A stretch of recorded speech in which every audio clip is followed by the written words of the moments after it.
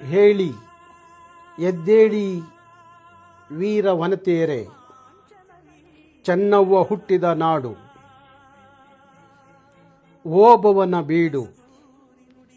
ಕೆಳದಿಯ ಚೆನ್ನಮ್ಮ, ಬೆಳವಾಡಿಯ ಮಲ್ಲಮ್ಮ, ರಾಣಿ ಅಬ್ಬಕ್ಕನ ಪುಣ್ಯಭೂಮಿ ಈ ಕನ್ನಡ ನಾಡು. ಕನ್ನಡ ನಾಡಿನ ರಾಜಧಾನಿಯ ಯಾವ ನಾಡಪ್ರಭು ಧರ್ಮಪ್ರಭು ಕೆಂಪೇಗೌಡರ ಸೊಸೆಯ ಬಲಿದಾನದಿಂದ ಕಟ್ಟಿದ ಬೆಂಗಳೂರು.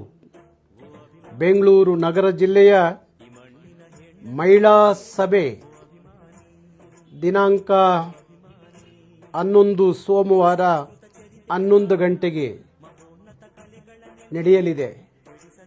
ತಾವೆಲ್ಲ ಸಭೆಗೆ ಬನ್ನಿ.